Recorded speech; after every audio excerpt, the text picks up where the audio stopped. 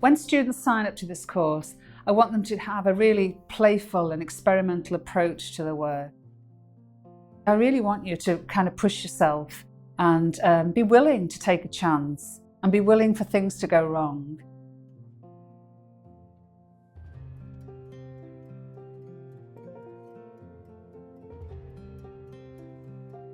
So we decided to divide the course into two parts, and the first part I've called Field Notes.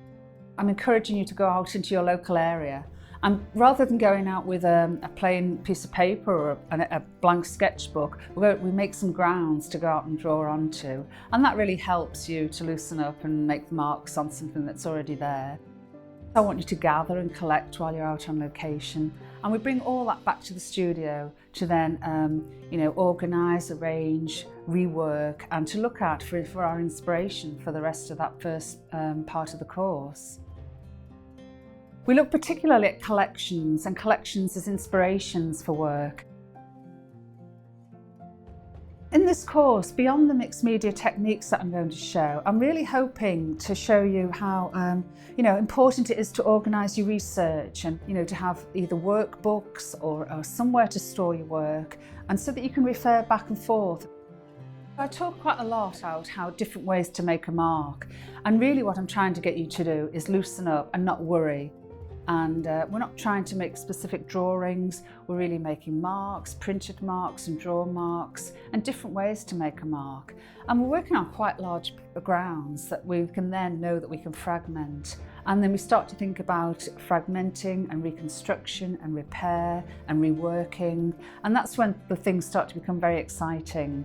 And I'll show you how to make a few simple mark making tools. I'll show you some of my favourites. So then in part two, we've called it Making Changes, Transform, Rework, Represent. We start off by looking at traditional stitching in cantha making and Japanese borrow, and we use that as a starting point. We'll start off in a traditional way, but I'll give you lots of ideas that you might take it off in slightly different ways.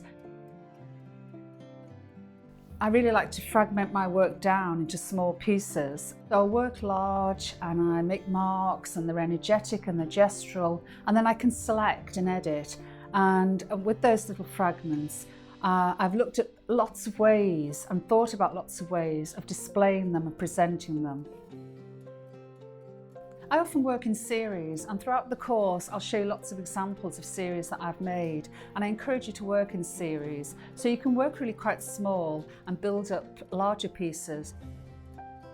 I've also tried to include references to my own artwork, so if I've shown a technique, I then show you how I've worked towards producing a finished piece of artwork. So it's not just something that you do and put in a drawer, it's something that you do that can actually build into a piece of work. I talk towards the end of the course about presenting your work and hanging your work and showing your work. So it'll go from the very beginning, from the very first ideas out on location, right through to finished work. I can't wait to see the variety of things that people are going to create.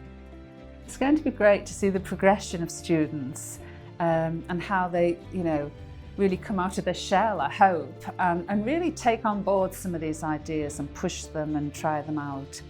I'm looking forward to this course, and I hope if and when you sign up, I'm really excited to meet you. It's going to be really good fun and exciting, and I can't wait.